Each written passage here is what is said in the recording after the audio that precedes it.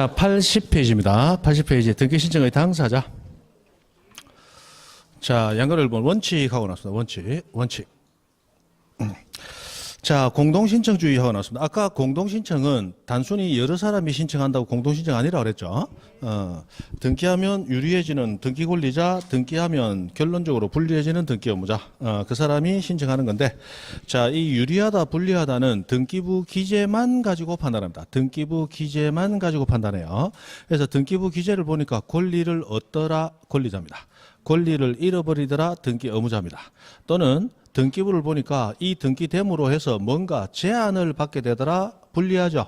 의무자입니다. 제한이 없어지더라 유리하죠. 권리자입니다. 그렇게 단순히 판단합니다. 자, 그러면 우리 민법의 물권편에서 물권 분류하는 법에서 자, 점유권과 본권으로 분류하는 법 배우셨죠?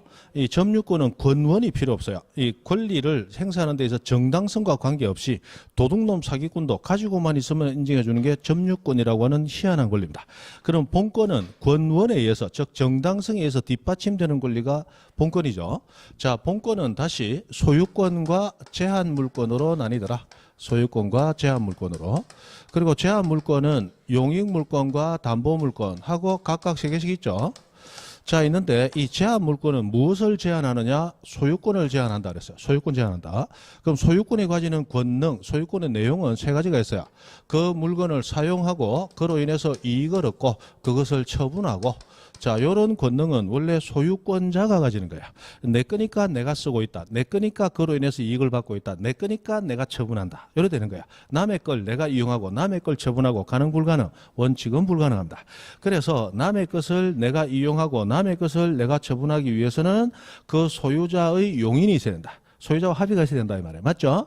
그래서 소유자로부터 예를 들어 3년 동안 기간을 정해서 그 부동산을 내가 3년 동안 씁시다. 지상권 또는 지역권 또는 전세권을 설정하게 되었을 때 지역권은 조금 특이하게 배타성이 없기 때문에 조금 적혀두고 지상권이나 전세권은 배타성을 가지죠. 그러면 3년 동안은 빌린 사람이 3년을 쓰게 되고 소유자는 3년 동안 쓴다 못 쓴다? 못 쓰게 됩니다. 그럼 소유권은 그 지상권이나 전세권 같은 용익물권이 있음으로 해서 스스로의 용익권이 제한이 돼버리는 거예요. 맞죠? 그래서 용익물권과 담보물권은 무엇을 제한하느냐? 소유권을 제한합니다. 그래서 등기부에 등기된 대로 그 권리만 보는 거예요. 거꾸로 그 권리 이전에 있었던 야, 전세권 그냥 주나 돈 받고 주지 하고 생각하면 안 된다 이 말이야. 우리는 부동산상의 권리만 가지고 따지는 거야. 되죠? 그래서 그 권리가 잘못되어 있는 경우는 등기부 기재만 가지고 따지는 것인데 자, 그렇다면 이 용익물권으로서 지상권, 지역권, 전세권 또는 담보물권으로서 유치권, 질권, 저당권이 있는데 기본적으로 등기되는 건 지상권, 지역권, 전세권과 저당권이겠죠. 그럼 이런 권리들이 생길 때마다 소유자는 자기 권리가 확장된다, 제한된다. 제한된다. 그럼 소유자는 유리하다, 불리하다? 불리하다. 그러면 이 지상권, 전세권, 임차권, 여기는 안 나왔지만 임차권 같은 이 용익 관련한 물권이나 채권, 그리고 저당권 같은 권리가 생길 때마다 소유자는 스스로 사용 수익 못하고 뭔가 제한을 받게 되죠. 그래서 소유자는 항상 등기 의무자로서 등기 신청하게 됩니다. 자, 그러면 이런 부동산이 있다. 이 부동산을 갑이 을이라는 사람에게 지상권 또는 지역권 또는 전세권 또는 저당권 또는 임차권 이런 권리들을 설정할 때마다 자, 이 권리를 가진 을이 사용하거나 또는 내 것이 아니지만 저당권 나한테 돈 안 갚으면 나는 소유자가 아니지만 법이 정한 바에 따라 경매를 신청해서 소유자 의사와 상관없이 물건을 다른 사람에게 처분할 가능성을 가지죠. 그래서 이런 사람들은 모두 유리해지는 자, 등기 권리자가 되고 그때마다 갑은 등기 의무자가 되는 거야. 그럼 거꾸로 이런 권리들이 소멸해서 말소 등기를 하게 됩니다. 말소 등기를 하게 되면 그러면 소유자는 제한받던 게 없어지니까 좋아지죠? 그러면 소유자가 등기 권리자가 되고 오히려 권리 가졌던 자가 권리를 상실하니까 등기 의무자가 됩니다. 맞죠? 그래서 어떤 권리에 등기할 때 등기 권리자였던 자는 그 권리가 말소될 때는 항상 등기 의무자가 되는 거야. 그래서 권리자 의무자 개념은 아주 단순하게 등기부 기재만 보고 판단하면 된다. 이런 얘기입니다. 자, 거기서 80페이지 그 도표 제일 밑에 보시면 전세권 기간 연장하고 나왔어요. 자, 전세권의 기간이 연장이 돼버리면 전세권자는 그 전세권을 이용해서 보다 오래도록 물건을 사용할 수 있고, 맞죠? 보다 오래도록 우선 변제권을 가질 수 있죠. 그래서 전세권자가 유리하다, 전세권자가 등기 권리자. 설정자는 소유자죠. 소유자는 보다 오랜 기간 동안 제한을 받게 되죠. 그러니까 등기 의무자가 되는 거예요. 자, 그리고 넘어가 보시면 오른쪽 페이지에 근저당권 최고액이 정액된다라고 했는데, 자, 이 최고액이 정액됐을 때 누가 유리한가는 까딱 생각하면 소유자가 됐다가 까딱 생각하면 근저당권자가 됐다가 왔다 갔다 해버려요. 그래서 요거는 기본적으로 머릿속에 정리가 좀 돼 있어야 됩니다. 자, 근저당권에 있어서 최고액이 정액이 되게 되면, 자, 우리 근저당권, 일반 저당권은 모두 담보 물건입니다. 담보 물건이기 때문에 그 물건에서 경매가 행해졌을 때 그 물건 경매가액에서 나는 다른 사람과 같이 받는다, 다른 사람보다 먼저 받는다. 먼저 받는다. 그러면 그 물건 가액에서 먼저 받을 수 있는 금액의 한도가 늘어났다. 남들보다 먼저 받을 수 있는 금액이 더 많아진다. 그러면 저당권자, 근저당권자는 우선 변제권의 확장이 있으니까 유리하다, 불리하다? 유리하다. 그래서 정액될 때는 저당권자나 또는 근저당권자가 유리하다. 됩니까? 그래서 그 사람이 등기 권리자가 되는 거야. 감액이 된다. 감액이 되면 그러면 예전에는 그 부동산 경매가액에서 1억을 남들보다 먼저 받아올 수 있었는데 5천만 원으로 감액이 돼버리면 이제는 1억을 먼저 받아올 수 있어요. 5천만 원만 먼저 받아. 5천만 원만 먼저 받아오니까 내가 받을 수 있는 우선 변제권의 범위가 줄어들었죠. 그러니까 근저당권자가 불리하다, 등기 의무자가 되는 거예요. 됐습니까? 그렇게 합니다. 이거 돈 생각하면 거꾸로 가요. 정액됐다. 우와, 정액. 그러면 똑같은 부동산하고 더 많이 빌렸네. 이거 아니다. 아니다. 내가 책임져야 될 금액이 많아지는 거야. 소유자는. 맞죠? 어떻게 생각하냐에 따라 시계 주왔다 갔다 한단 말이야. 그래서 딱 정확하게 그냥 외우셔야 됩니다. 정액된다. 누가 권리자다? 저당권자가. 맞죠? 저당권자가 권리자다. 정액되면 권자가 권리자야. 정권이다, 정권. 정액되면 권리자가 권리자야. 정권. 하고 했습니다. 그 다음 밑에 세 가지는 거기 가서 합니다. 지금 하려면 또 다 설명해야 돼. 넘어가고. 자, 양도립은 단독신청, 공동신청의 예외하는 게 나왔습니다. 자, 등기신청은 원칙 공동신청하는데 이 공동신청 금방 봤습니다. 자, 예외적으로 단독신청이에요. 자, 이 단독신청하는 예외는 광범위하게 많다. 라고 학자들이 얘기합니다. 그 중에 가장 핵심이 되는 거 8가지를 외우자. 8가지. 자, 그 중에 6가지는 이미 우리가 외우고 있다. 판수, 보상, 표표. 드립다 외우라 그랬죠? 드립다 외운다. 안 외워집니다. 어떻게 하면 됩니까? 외운다. 그래도 안 외워진다. 어쩐다? 외운다. 죽을 것 같다. 어쩐다? 외운다. 그죠? 우리 이순신 장군님께서 얘기했었어요. 이순신 장군이 아니고, 미스터 세가 얘기했다. 미스터 세가. 외우느냐, 죽느냐. 그것만이 문제로다. 그죠? 성은 셋이에 이름은 익스피어야. 있어. 그런 사람. 외우느냐, 죽느냐. 그것만이 문제로다. 자, 판결, 수용, 보존, 그리고 그 말소 등기.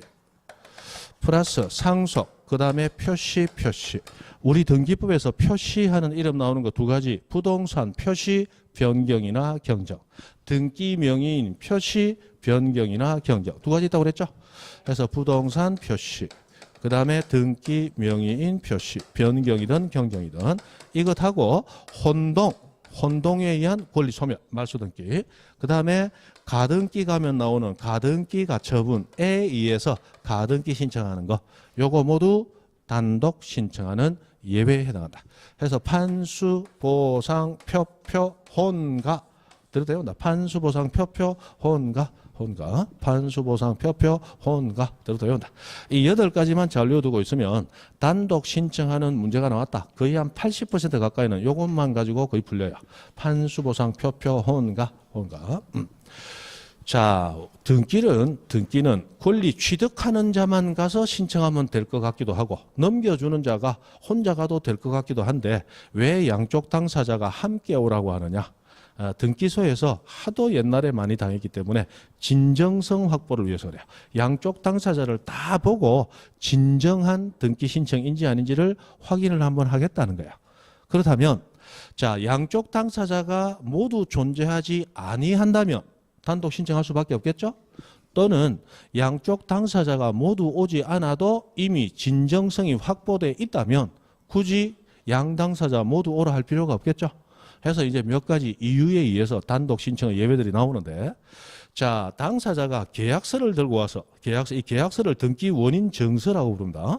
이거 들고 와서 등기 신청한다. 그럼 그 계약은 당사자의 합의에 불과하다. 이 당사자가 사기꾼으로서 엉뚱한 서류를 저거가 임의로 만들어 왔을 가능성도 있죠. 그러니까 공동 신청해야 돼.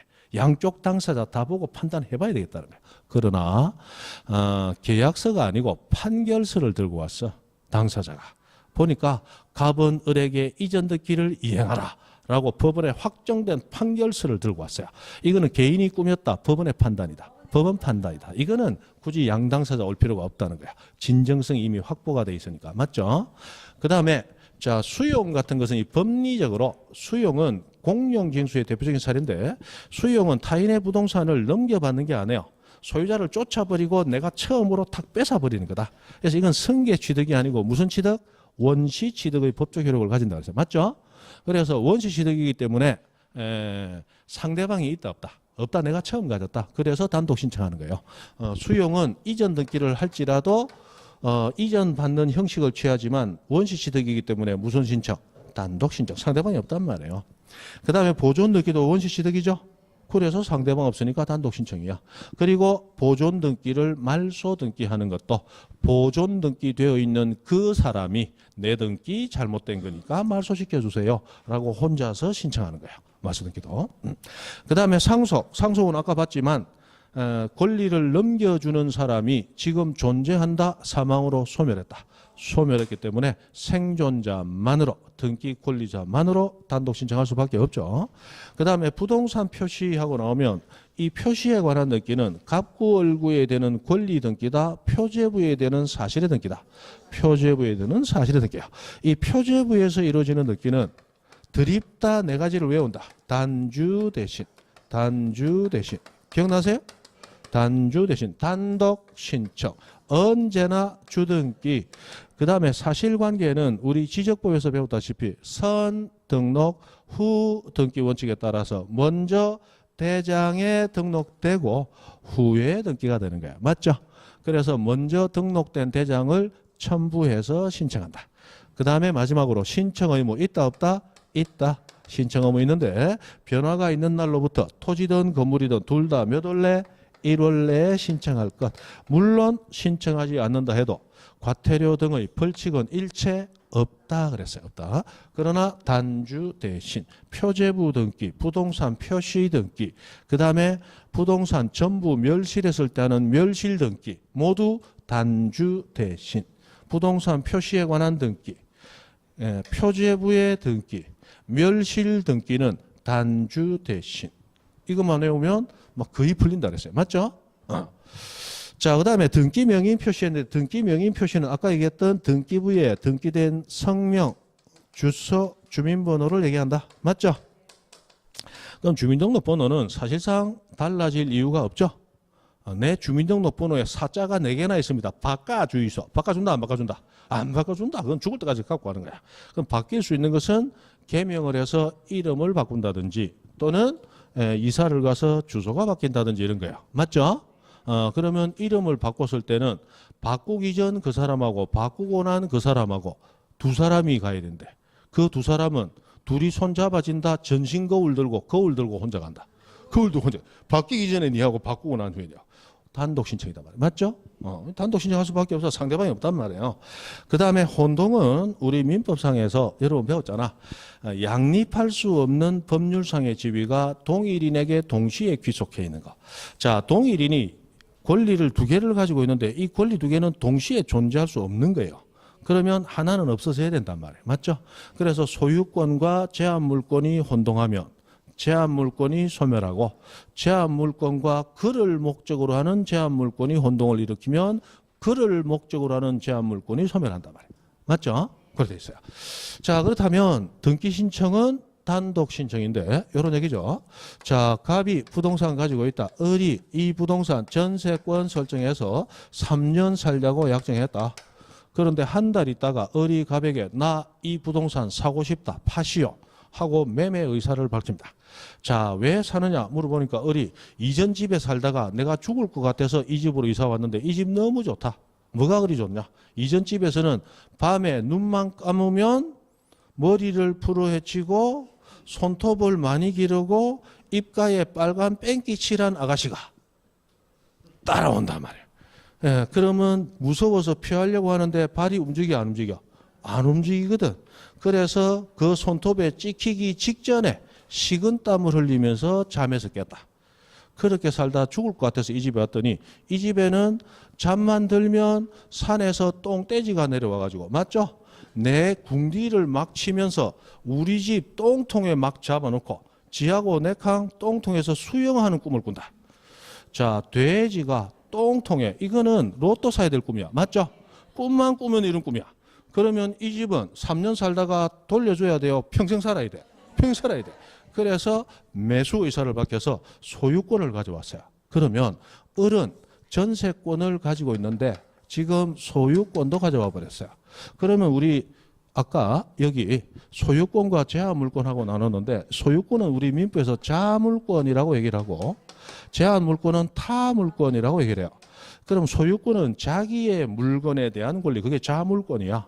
타물권은 타인의 물건에 대한 권리, 그게 타물권이란 말이야. 그럼 전세권은 내 집에 내가 전세 사는 거예요? 타인의 집에 내가 전세 사는 거예요? 타인의 집에 내가 전세 사는 거야. 그런데 지금 을이 소유권을 취득함으로 인해서 을은 내 집에 내가 전세 사는 꼴이 돼버렸다. 있을 수 있다 없다? 없다. 이게 혼동이다 말이야. 그러면 내 집 아이다 하고 전세 산다 할까요? 전세 산다 안 하고 내 집에 산다 할까요? 내 집에 산다 해야지. 그러니까 소유권과 제한물권이 혼동을 일으키면 소유권 살아남고 제한물권이 소멸한단 말이에요. 그렇다면 자, 아까 이 전세권 설정 등기할 때 갑이 등기 의무자, 소유자는 제한받는다. 을이 등기 권리자였어요. 맞죠? 그러면 이 전세권 이제 소멸했으니까 말소 등기해야 되죠. 말소 등기하면 전세권자가 등기 의무자, 그리고 소유자가 등기 권리자가 돼야 되는데 지금 소유자는 갑이다, 을로 바뀌었다. 을로 바뀌었다. 그러면 권리자도 을, 의무자도 을. 같은 사람이죠. 그러니까 공동신청, 단독신청. 단독신청. 혼동 나오면 무조건 뭔가가 말소돼야 되고 그 말소 등기는 언제나 단독신청. 혼동거리 나온다. 그렇죠? 그 다음에 가등기 가처분은 가등기 가서 하시면 되겠죠. 이 가등기도 권리에 관한 등기니까 원칙은 공동신청해야 되지만 가등기 가처분 명령이 있으면 그러면 가등기 권리자가 그 가등기를 단독 신청할 수 있습니다. 가등기 가처분 나오면 무조건 단독 신청. 여기 떠올라야 돼. 근래 나왔던 문제 중에 가등기 가처분 명령이 있으면 법원이 가등기를 촉탁한다. 틀렸다. 가등기 가처분 나오면 무조건 단독 신청하고 나와야 돼요. 맞죠? 그 정도. 나머지는 자, 여기서 뭘 하나 더 보느냐. 판결 봐야 됩니다. 판결. 자, 우리 등기법에서 판결받아 등기한다. 이 판결을 받아서 등기하면 판결은 진정성이 보장되기 때문에 몇 가지 특례를 인정을 해줍니다. 자, 여기서 판결받으면 등기는 공동신청하지 아니하고 무슨 신청? 단독 신청할 수 있다라고 나왔는데 자, 이때 이 판결은 무조건 등기법에서 얘기하는 판결은 무조건 무슨 판결이어야 됩니까? 확정 판결해야 돼. 확정 판결. 자, 판결에 의해서 등기할 때 그 판결은 무조건 무슨 판결? 확정 판결해야 돼. 확정되지 않은 판결로는 때려 죽여도 등기 안 해준다. 맞죠? 때려 죽여도 등기 안 해줍니다. 그런데 판결 자체가 아닐 때 그때 판결은 아니지만 확정된 판결과 똑같은 효력을 가지는 게 있다면 그럼 확정 판결이 아니라 할지라도 확정 판결처럼 등기가 가능하다는 거예요. 그것이 확정 판결과 동일한 효력을 가지는 각종의 조서라는 이름 가진 서류예요. 조서. 이 조서가 법원이 작성한 조서를 얘기하는데 뭐 인락조서니 조정조서니 화해조서니 제소전 화해조서니 뭐 이런 말들이 나와요. 뭐 여러분 굳이 알 필요 없고 뒤에 뭐라고 붙어야 돼요? 조서. 법원이 작성한 조서라면 그거의 확정 판결과 효력이 똑같다면 똑같이 요 특례에 의한 등기가 가능하다는 거예요. 자, 조서라고 붙어야지 공정정서는 된다 안 된다? 안 된다. 조서는 법원이 작성한 거고 공정정서는 공정사무실 작성이야. 그건 조서하고는 다르단 말이에요. 자, 여기서 이 확정 판결은 다시 판결의 내용에 따라 이행 판결과 형성 판결과 확인 판결이라는 걸로 나뉘는데 확인 판결은 등기 판결이 확정되더라도 단독 신청할 수 있는 판결이 아니다. 확인 판결은 막 거의 대부분 문제가 안 되니까 넘어가시고. 자, 원래 단독 신청할 수 있는 판결은 무슨 판결? 이행 판결을 얘기하고 나머지 판결은 안 되는 거였는데 우리 등기 선례라고 해서 등기소에서 형성 판결 중에서도 딱 한 가지 공유물 분할 판결만큼은 단독 신청이 가능하다라고 선례가 인정을 하나 해줌으로써 요게 하나 더 단독 신청 가능한 판결로 들어오게 됩니다. 자, 여기서 이행 판결을 받았어요. 이행 판결은 성소한 자와 패소한 자로 딱 나뉘어지는 게 판결이죠. 그랬을 때 이 판결 받은 자 중에 단독 신청 가능한 자는 반드시 뭐한 자? 성소한 자. 가 단독 신청이 가능해요. 그래서 성소한 자라면 그 사람이 등기함으로써 유리해지는 권리자이든 불리해지는 의무자이든 상관없이 단독 신청이 가능합니다. 그러나 패소한 자는 스스로 단독 신청 가능 불가능? 불가능합니다. 성소한 자를 대위한 단독 신청도 안 됩니다. 무조건 패소한 자는 단독 신청 자체가 불가능하고 성소한 자만이 단독 신청이 가능해요. 그러나 형성 판결은 공유물 분할 판결은 이행하라 판결이 아니고 판결에 따라 법률관계 권리가 형성 만들어져 버렸기 때문에 이때는 성소한 자든 패소한 자든 상관없이 형성된 만들어진 권리관계대로 단독으로 신청할 수 있다. 해서 공유물 분할 판결은 성소한 자이든 패소한 자이든 상관없이 단독 신청이 가능하다.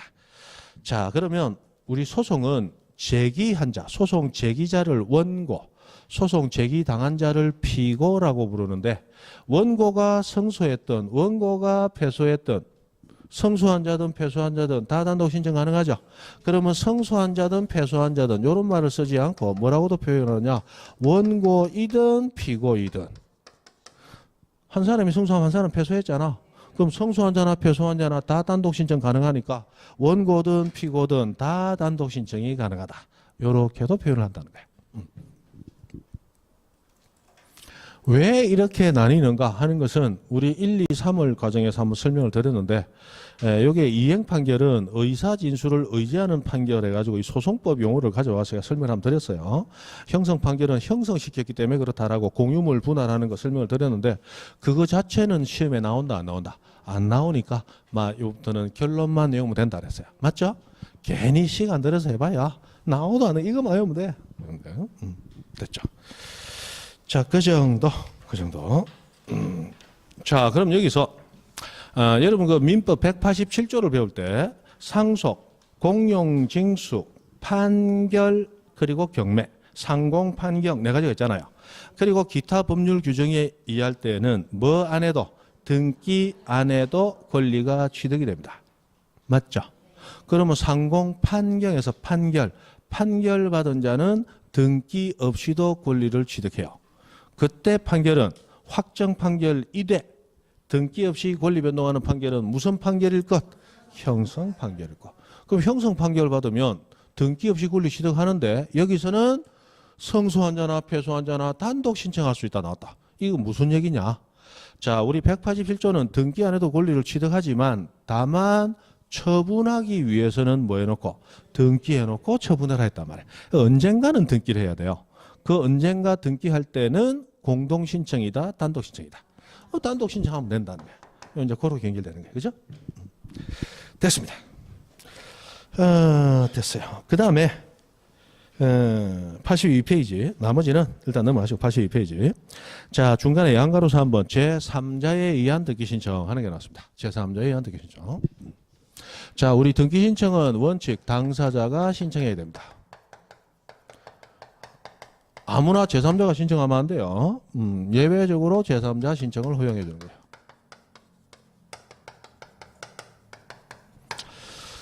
등기 신청을 제3자 신청을 원칙적으로 허용을 해주면 제가 미쳤다고 여기서 마이크 잡고 목 아프게 이렇게 고함 지르고 있겠습니까? 안 해. 맞죠? 학원마다 딱 가서 계약을 해놓고 그 다음부터 학원 수강생 명부를 불법적으로 입수한 다음 그 집을 내가 팔아먹고 댕기면 되지. 제3자 신청이 가능하면. 맞죠? 무슨 얘기인지 아직도 감 못 잡았다. 됐어요. 원래 그 사람이 신청하는 거다. 다른 사람 신청하면 안 되는 거다. 그런데 예외적으로 다른 사람 신청이 허용되는 게 한 5가지, 7가지 있습니다. 저 중에 첫 번째, 상속인 또는 포괄 승계인에 의한 신청이라고 하는 게 있어요.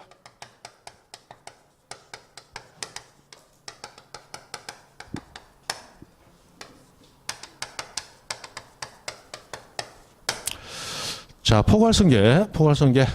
여러 개의 권리 의무가 한꺼번에 승계되는 포괄승계 사유 중에 가장 대표적인 게 상속, 포괄유정, 합병 이런 게 있죠. 그래서 포괄승계 받은 사람, 대표적인 사람이 상속받은 사람, 상속인이에요. 그래서 포괄승계인에 의한 등기 신청 또는 좀 좁혀서 상속인에 의한 등기 신청 이렇게 부르더라 이 말이에요. 자, 여기서 나오는 게 이런 걸 보는 겁니다. 자, 갑이라는 사람이 현재 소유자입니다. 그런데 갑이 을에게 부동산을 매매, 돈을 받고 팔기로 약정을 했습니다. 자, 요거는 예를 이렇게 드는 거고, 예를 들어 뭐 돈을 받고 전세 설정해 주기로 약정했다, 저당 설정해 약정했다, 다 상관없습니다. 자, 이 상황에서 갑이 을에게 매매 이전 등기를 해주지 못하고 사망했습니다. 그럼 사망하는 순간 등기 없이도 상속이 돼버리죠. 그러면 갑에게 A라고 하는 자식이 하나만 있다. 단독 상속인이라고 가정합니다. 그래야 얘기가 편하니까. 그러면 A는 갑이 사망하는 즉시 뭐 없이도 등기 없이도 소유권을 취득해요. 그러나 상속은 권리만 승계한다. 의무도 같이 승계한다. 의무도 승계하는 거야. 그러면 갑과 이 부동산의 관계를 보면 갑은 이 부동산의 소유권이라는 권리를 가지고 있죠. 당연히 상속이 됐어요. 그런데 갑은 사망하기 전에 이 부동산 소유권을 을에게 이전할 의무를 계약상 지고 있죠. 그 의무도 상속이 된단 말이에요. 돈만 상속되는 게 아니고 빚도 상속된다 이 말이에요. 그래서 A는 이 부동산을 을에게 이전할 의무도 상속을 받은 거야. 그러면 언젠가는 을에게 이전 등기 해줘야 되는데, 자, A는 을에게 이전 등기 해준다 처분하는 행위예요. 그러면 상속 등기 없이도 취득하지만 처분하기 위해서는 등기해놓고 처분해야 돼. 그래서 첫 번째 상속 등기를 먼저 해놓고 A 을 앞으로 이전 등기 해줘야 되겠죠. 자, 여기서 우리 등기법은 여기서 특별한 예외, 특례를 인정을 합니다. 이 포괄 승계인에 의해서 등기 신청할 때 특히 여기 상속을 보시면 상속은 당사자 합의로 인해서 상속이 일어난다. 법률 규정에 의해서 일어난다. 법률 규정. 이건 딱 정해져 있는 거예요. 그리고 사람이 사망했다 안 했다는 당사자 합의로 사망하는 게 아니고 객관적으로 사망이 있어야 돼. 심정지. 맞죠? 그리고 그 객관적인 사망 사실은 관공서의 제적 등본 또는 우리 공인된 의료기관의 사망 진단서 등에 의해서 객관적으로 증명이 될 수 있죠. 그러므로 이렇게 증명되는 상속 등기를 굳이 거침으로써 괜히 등기관 힘들게 할 필요 있나? 그래서 객관적으로 증명되는 상속 등기 거칠 필요 없이 사망한 갑 명의에서 바로 상대방 을 명의로 이전 등기할 수 있도록 특례를 인정을 해주는 거예요. 그러면 여기서 소유권 이전 을하고 바로 을 앞으로 등기가 돼버린단 말이에요. 그러면 아까 권리자 의무자는 등기부 보고 판단한다고 그랬죠. 그럼 등기부 보니까 갑이 권리를 잃는구나. 등기 의무자. 을은 권리 취득하는구나. 등기 권리자. 이 두 사람이 함께하는 신청이 당사자가 공동 신청하는 거예요. 그런데 갑은 존재한다. 사망으로 소멸했다. 소멸했단 말이에요. 그래서 갑을 대신해서 누가 상속인 A가 등장해서 A와 을이 갑으로부터 을로 이전 등기를 갑이 아닌 A와 을이 공동 신청하면 된다. 라고 정해놨다는 거예요. 그래서 이것은 갑이 아닌 A라는 상속인 제3자다 말이에요. 제3자에 의한 등기 신청 하고 처음에 배우는 게 포괄승계인에 의한 상속인에 의한 등기 신청이라고 하는 거예요. 자, 그러면 이 상속인에 의한 등기 신청을 보니까 첫 번째 자, 원래 등기는 갑에서 A 거쳐서 을에게 가야 돼. 맞죠? 그러면 갑에서 A 거쳐서 을에게 가야 되는데 A로 이 등기를 생략했죠. 그럼 A는 요 사람들 제일 앞에 있는 사람이요, 제일 뒤에 있어요, 중간에 있어요? 중간에 있는 사람이야. 중간에 있는 자로의 등기를 생략했다. 이게 중간 생략 등기잖아요. 맞죠? 그러면 우리 포괄승계인에 의한 등기 신청에서는 중간 생략 등기를 법이 특별히 허용해주고 있다. 허용해주고 있다. 요건 여러분 민법에서 배운 중간 생략 등기의 법적 효과는 조금 달라요. 여러분 민법에서도 중간 생략 등기는 나중에 등기가 되고 나면 유효하다고 봐주죠. 그러나 중간 생략 등기는 처음부터 금지되고 있어요. 맞죠? 그러면 유효하게 되면 그러면 금지되는 게 아닌 게 되느냐? 안 해요. 계속 금지되는 거야. 그래서 등기 자체는 유효하게 봐주지만 금지되는 행위를 했기 때문에 처벌은 그대로 합니다. 처벌은 하되 효력만 유효하게 봐주는 거야. 그러나 포괄승계인에 의한 등기에서는 처벌한다 안 한다? 안 해요. 왜? 애초에 처음부터 금지시킨다 안 시킨다? 금지 안 시키고 법에 의해서 이거는 허용을 해버리거든. 그러니까 이거는 민법에서 얘기했던 중간생략 등기의 효력하고는 좀 다르단 말이에요. 아예 허용을 해준다. 허용해준다. 그 다음에 두 번째. 자, 원래 두 번 해야 될 등기를 한 번만에 하게 되는데 생략되는 등기는 상속 등기가 생략돼 버렸죠. 즉 포괄승계를 원인으로 하는 등기, 상속 등기를 생략하고 하더라. 이거 두 개 이외에 하나가 더 있습니다. 여러분 그 등기 신청 각하사유 들어가면 원신 등대 하는 거 기억나세요? 자, 등기 원인 정서하고 신청서하고 등기부하고 대장하고 이런 각종 서류들 간에 하나라도 불일치하는 게 있으면 각하사유입니다. 그러면 자, 등기부에 보니까 소유자가 갑돼 있어요. 그러면 소유권 이전 등기를 하게 되면 등기부상 소유권을 넘기는 자가 갑이죠. 그럼 등기 의무자는 누가 돼야 돼? 갑이 돼야 돼. 근데 신청서를 보니까 등기 의무자가 지금 갑이 아니고 갑 대신 A가 신청하고 있죠. A가 의무자로 들어왔어. 그럼 등기부상 의무자와 신청서상 의무자는 일치해야 돼. 하나라도 안 맞으면 각하예요. 그러나 포괄승계인에 의한 등기, 상속인에 의한 등기에서는 법이 특별히 이걸 인정해주고 있죠. 그래서 이렇게 상속인에 의한 등기에서는 등기부상의 등기 의무자와 신청서상 등기 의무자가 불일치하지만 각하하지 아니한다라고 하는 또 하나의 예외가 등장을 하게 됩니다. 자, 그 얘기가 82페이지 저 밑에 동그라미 3번 보시면 이때 신청 정보, 신청서상 등기 의무자, 그 사람이 등기 기록상 명의인 소유자여야 되는데 그 명의인이 일치하지 아니하고 있지만 각하한다 안 한다? 안 한다. 법이 특별히 인정하는 거니까 그 정도. 그 다음에 밑에 도표 보시면 자, 제일 왼쪽에 9번에서 오른쪽 가면서 상속과 상속인에 의한 포괄승계인에 의한 등기 나왔어요. 자, 상속 등기하고 상속인에 의한 등기는 완전히 다르다는 거야. 완전히 다르다. 자, 상속 등기는 밑에 보니까 단독 신청이죠. 아까 봤잖아요. 상속인들만으로 단독 신청했어요. 그러나 포괄승계인, 상속인에 의한 등기는 상속인과 상대방인 을이 무슨 신청? 공동 신청하는 거예요. 공동 신청. 그 다음에 등기 원인도 상속은 그 사람 사망으로 일어난 상속 자체가 등기 원인이에요. 그러나 상속인에 의한 등기에서는 그 등기하게 된 원인, 을 앞으로 등기하게 된 원인은 사망한 갑과 을 사이에 생전에 행했던 법률행위 뭐가 있었기 때문에? 매매가 있었기 때문에요. 생전의 법률행위 그 자체가 등기하게 된 원인이 되는 겁니다. 그죠? 완전히 다른 등기다 이 말이에요. 상속 등기와 상속인에 의한 등기는 완전히 다른 등기다. 제일 밑에 원인 일자는 막 그냥 지나가세요. 이런 거는 됐습니다. 그 다음에 83페이지 대위 신청해서 1번 채권자 대위하는 겁니다. 옛날에는 이거 하면 참 즐거웠어요. 왜? 제법 자주 나오니까. 지금은 그렇게 즐겁지 아니하다. 왜? 자주 안 나온다. 안 나오는데 지금 우리 이론 과정은 지금 마지막 과정이고 요번에 또 특히나 5월 달에 3주가 나와. 그래서 시간이 조금 더 있는 관계로 그래도 그나마 나올 가능성이 조금 있다 해서 하긴 하는데 옛날처럼 즐겁지는 않다. 옛날처럼 나올 가능성이 높지는 아니하니까. 그래도 나올 수 있다.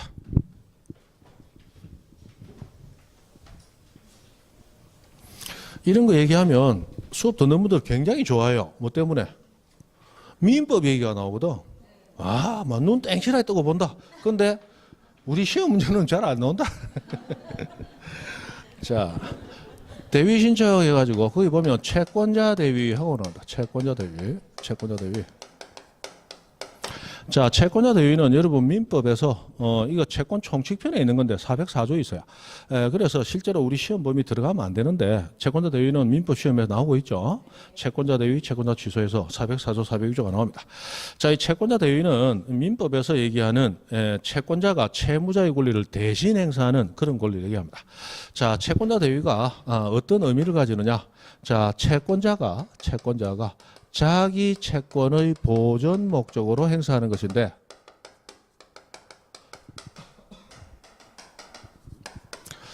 자, 누구의 권리를 대신 행사하느냐? 채무자의 권리를 대신 행사해요. 채무자의 권리를. 자, 대신 행사하되 채권자가 누구 이름으로 행사하느냐? 채권자가 자기 이름으로 행사합니다. 자, 이거 뭐 등기부에 굳이 나올 만한 그런 내용은 아닌데 왜 적느냐? 예전에 나왔던 문제하고 관련이 있기 때문에 그거 설명하기 위해 적은 거예요. 자, 여러분 민법에서 법률행위 대리라는 걸 배우죠. 대리. 근데 채권자 대위하고 대리는 글자 한 글자 차이야. 같은 거냐 다른 거냐? 완전히 다른 제도입니다. 완전히 다른 제도요. 대위는 대리하고는 완전히 다릅니다. 자, 법률행위 대리는 현명을 그 기반으로 해요. 그래서 대리인이 행위를 하되 누구의 권리를, 본인의 권리를 대리인이 대신 행사를 하되 누구 이름으로 행사합니까? 본인의 이름으로 행사하는 거예요. 그걸 현명이라고 얘기한다. 한자로 얘기하면 드러낼 현 이름 명자를 써서 본인의 이름을 드러내면서 행위를 하는 거예요. 그래야 대리인이 행위했지만 법률 효과는 그 드러낸 이름인 본인에게 효과가 귀속하는 거예요. 그죠? 그래서 대리의 본질은 현명에 있다. 현명하지 않은 행위는 대리가 아니다. 본인에게 효과 귀속 안 하죠? 그렇게 돼 있단 말이에요. 그렇다면 자, 여기서 대리인이 만약에 대리 행위를 한다면 대리인이 행사하는 그 권리는 지 권리가 아니고 본인의 권리야. 맞죠? 그럼 여기 보니까 그 권리는 채무자의 권리예요. 그럼 채무자의 권리니까 여기서 만약 대리 이론을 그대로 적용한다면 채무자가 본인이 되는 거야. 맞죠? 그걸 채권자가 대신 행사하는 거야. 그럼 채권자는 대리 형식으로 행사가 되겠죠. 근데 대리가 되려면 채권자가, 즉 대리인이 지 이름으로 행사해야 돼요? 본인 이름으로 행사해야 돼? 본인 이름으로. 근데 여기는 채권자가 누구 이름으로 행사해요? 지 이름으로 행사해버려요. 현명하지 않는단 말이에요. 그래서 대위는 대리가 아니다. 대리가 아니다. 요게 옛날에 우리 등기법에 문제가 나온 적이 있어요. 채권자 대위는 대리의 일종으로서 이러저러저러 할 때 요러저러 해서 그러그러하게 행사하는 권리다. 이러는데 전부 다 앞에는 쳐다보도 안 하고 뒤에만 신경 쓰고 틀린 거 없는 것 같아. 5번까지 보니까 틀린 게 없다. 문제 잘못 냈다. 하고 나왔는데 앞부분에서 틀려 있는 거야. 채권자 대위는 대리의 일종 아니다. 완전히 다른 제도라는 거예요. 맞죠? 그런 얘기를 하는 겁니다. 자, 해서 뭐 이걸 한번 본 거예요. 자, 그래서 채무자의 권리를 채권자가 지 이름으로 대신 행사를 하는 게 대위인데, 자, 요런 얘기입니다. 자, 이런 토지가 하나 있어요. 이 토지가 지금 갑 명의로 등기가 되어 있습니다. 그럼 소유자가 갑이에요.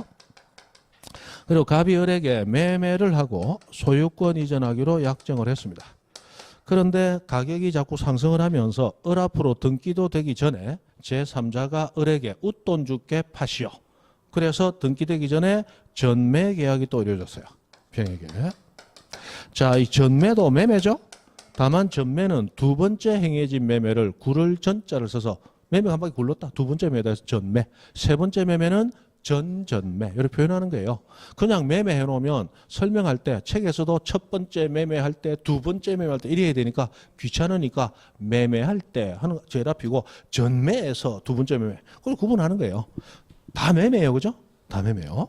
자, 여기서 소유권 이전하기로 약정을 했습니다. 자, 여기서 갑에서 바로 병으로 이전 등기 되어버리면 우리 이미 배웠던 금지되는 중간 생략 등기 얘기하는 거야. 그걸 배우는 게 아니고 여기는 정상적인 과정에서 지금 병에게 이전 등기가 돼야 되는 그걸 지금 얘기하는 거예요. 자, 그랬을 때 자, 병과 을의 관계를 보니까 자, 우리 등기부에서는 돈 본다, 권리 본다. 돈 안 보고 권리 본다 그랬죠. 그러면 병은 을에게 계약에 따라 이전 등기를 청구할 수 있는 권리를 가지는 채권자입니다. 맞죠? 돈 관계를 따지면 오히려 병이 채무자가 되는 거야. 맞죠? 대금 지급 청구권 매도인 을이 가지고 지급 의무를 병이 지는 거야. 돈 따지면 안 돼. 우리는 권리 따진단 말이에요. 권리 따지니까 이전 등기 청구권 가지는 병이 채권자가 되고 이전 등기 의무지는 을이 채무자가 되는 거예요.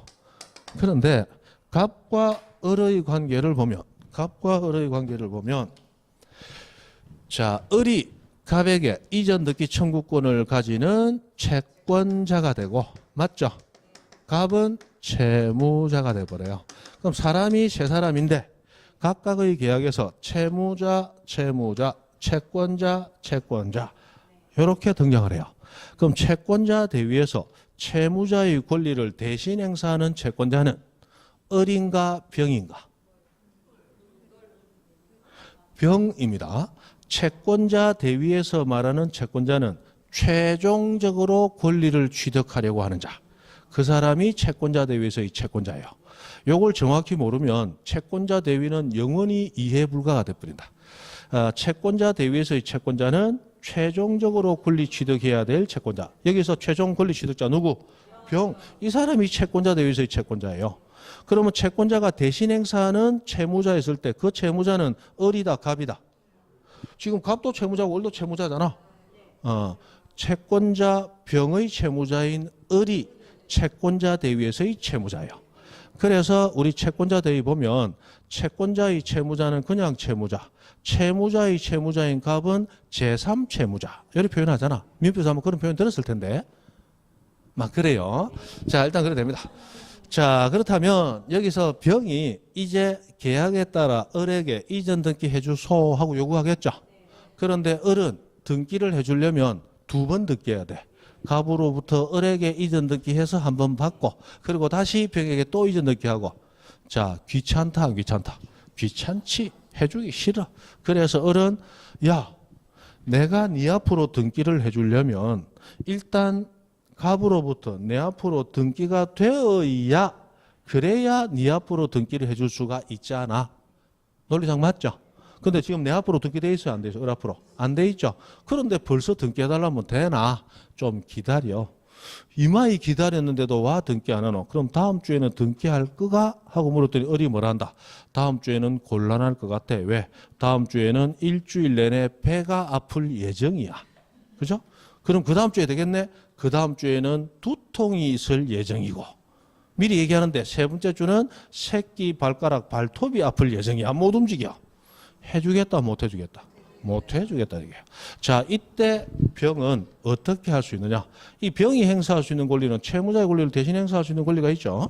자, 갑에서 을로 이전 등기가 되기 위해서는 갑과 을 두 당사자가 공동으로 등기소 가서 등기 신청권을 행사해야 을 앞으로 등기가 이루어지겠죠. 그런데 을은 이 등기 신청권을 행사한다 안 한다? 안 하고 있단 말이에요. 그래서 자신의 채무자가 행사해야 될 그 권리를 누가? 채권자인 병이 누구 이름으로? 병지 이름으로 이 권리를 대신 행사하는 거예요. 현명하지 않았기 때문에 대리는 아니죠. 이게 채권자 대위다 말이에요. 채무자의 권리를 채권자가 대신 행사한다. 그래서 병이 대신 행사해서 누구 앞으로? 을 앞으로 이전 등기를 갖다 놓는 거예요.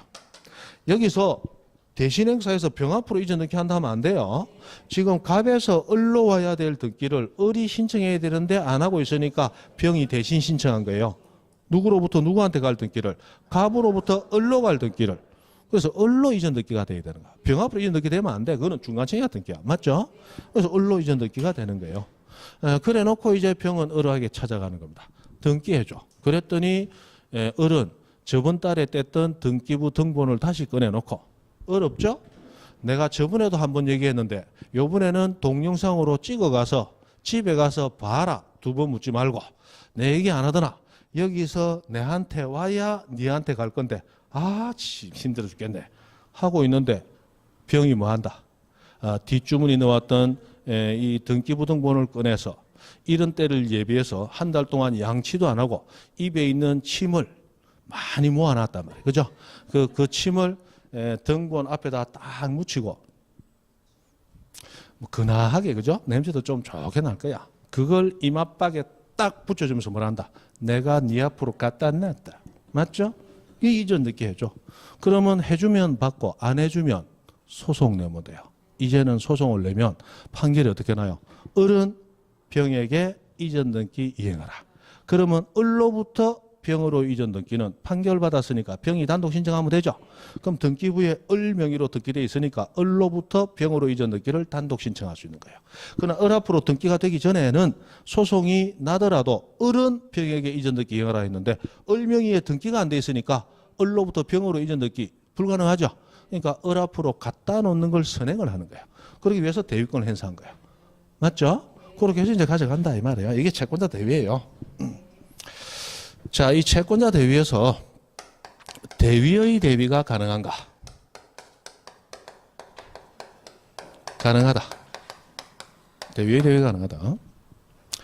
자, 병이 지금 이렇게 해서 대위권 행사에서 갖다 놓고 소송 내서 단독 신청하고 말은 쉬운데 실제로는 굉장히 어렵습니다. 자, 여러분이 갑이다. 가정합니다. 여러분이 갑이다. 여러분은 을한테 팔았어요? 병한테 팔았어요? 을한테. 여러분은 병의 존재를 아예 모를 수도 있는 거예요. 자, 이 상황에서 어느 날 처음 보는 또는 얘기는 들었지만 사람은 처음 만나보는 병이라는 사람이 와가지고 자, 을이 자기 앞으로 등기를 안 해서 내가 채권자 대위 민법 404조에 있는 권리가 있거든요. 그 권리 행사로 왔습니다. 나와 같이 을 앞으로 등기를 해놓으러 갑시다. 그럼 여러분은 갑이야. 여러분은 병을 잘 몰라. 만약에 을이 와서 등기하러 가자 하면 흔쾌히 가. 계약을 했으니까. 병하고 계약 안 했죠. 그럼 병이 사기꾼일 수도 있는 거야. 세상에 어떤 사기가 있는지 차마 우리가 알 수 없는 방법도 많아. 수억짜리 부동산을 을이 안 온 상태에서 여러분 병하고 가서 해주려 하겠어요? 여기 무슨 속임수가 있을지 모르는데 안 된단 말이에요. 그러니까 갑은 당연히 뭘 요구해요? 을이 직접 오라 하든지 안 그러면 위임장이라도 가져와라. 그러면 내가 해줄게. 위임장 써준다 안 써준다? 안 써준다. 그러면 병은 또 뭐 해야 된다? 채권자 대위 소송을 제기해야 되는 거야. 소송 제기. 그러면 채권자 대위 소송, 여러분 민법에 들으셨어요? 채권자 대위 소송 제기된 사실을 채무자인 을이 알았다면 채권자가 받은 판결에 의한 단독 신청을 승소 판결 받은 채권자만이 아니고 채무자도 할 수 있다. 그거 배우셨죠? 됐습니다. 그런 게 있어요. 됐고. 자, 아마 할 수 있는데, 어쨌든 여기서 병은 일단 갑 상대로 소송해서 을 앞으로 갖다 놓고 또 을 안 해주면 또 소송해서 갖다 놔야 돼. 자, 귀찮다, 안 귀찮다? 귀찮다. 그리고 사람은 당하면서 배운단 말이에요. 당하면서. 그래서 병은, 그래, 귀찮은 짓 하지 말자. 내가 조금 이익을 덜 보더라도, 프리미엄을 조금 줄여서 정한테 팔자. 전매. 그리고 정이 등기 안 해주나 하면 을한테 배운 게 있거든. 그럼 등기부 딱 꺼내놓고 봐라. 여기서 일이 오고 여기서 병 내한테 오고 그래야 니한테 가는데 아직 간명의로 돼 있다 이가.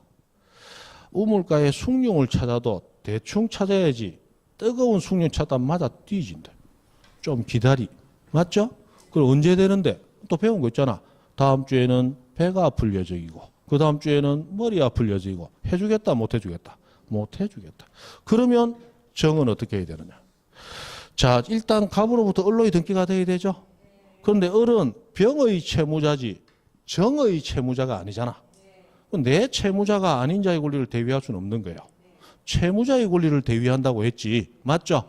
그런데 을은 정의 채무자가 아니거든. 그런데 정의 채무자는 병이 있잖아요.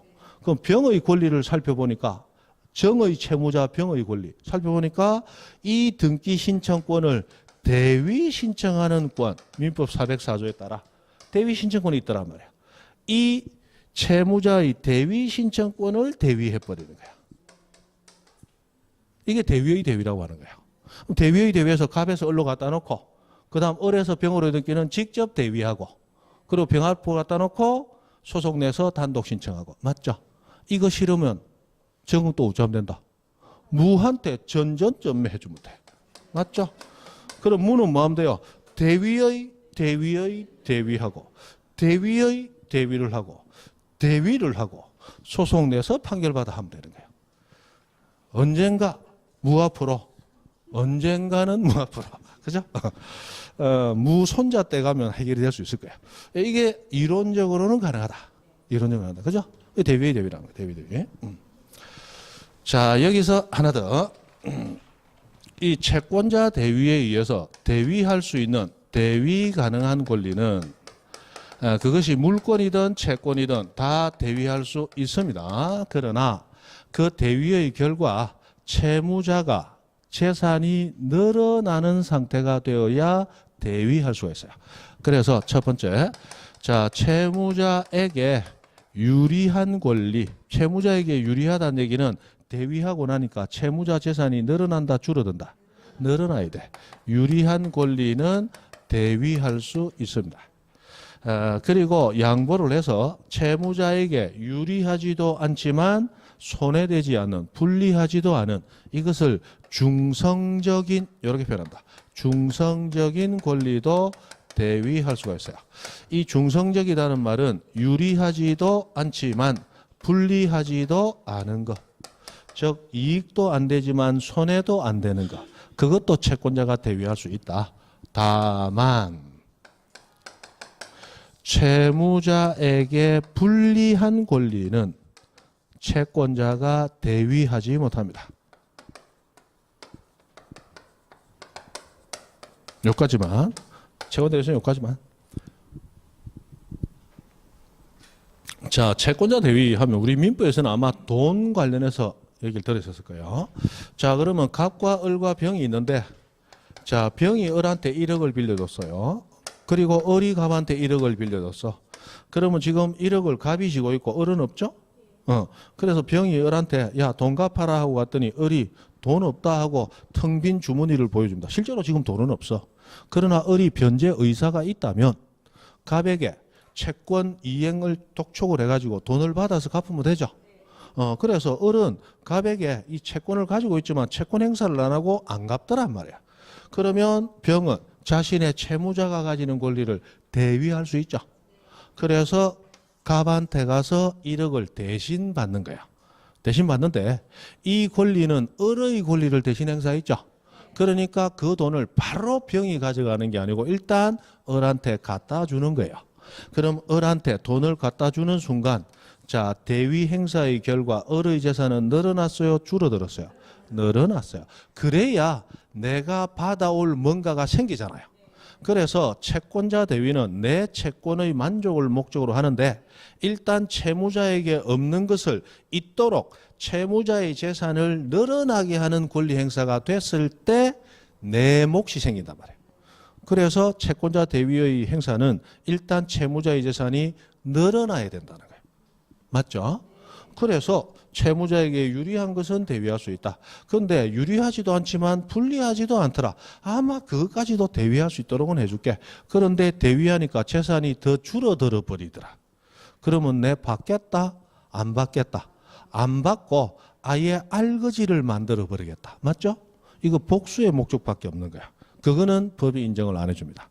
그래서 이건 안 된다는 거야. 그럼 이거 가지고 또 이렇게 해석을 한단 말이에요.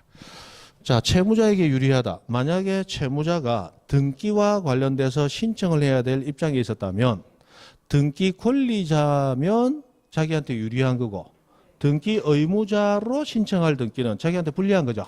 그러면 채무자가 등기 신청을 스스로 했을 때 등기 권리자로 신청할 등기이라면 채무자에게 유리하다 불리하다? 유리한 거예요. 요거는 대위가 가능하단 말이에요. 그러나 채무자가 등기 의무자로 신청할 등기라면 등기 의무자는 유리하다 불리하다? 불리할 등기이기 때문에 요 등기는 채권자가 대위할 수 있다 없다? 없다. 요렇게 해석한다는 거예요. 그죠? 됐습니까? 됐어요.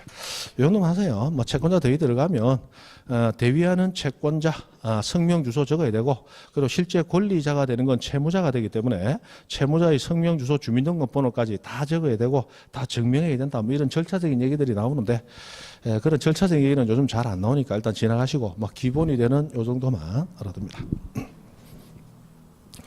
됐습니다. 그 다음에 83페이지 동그라미 2번 구분 건물 소유자의 대위 신청하는 게 나왔어요. 할 수 있는 말은 쉬죠. 자, 일단 쉬었다 하시죠.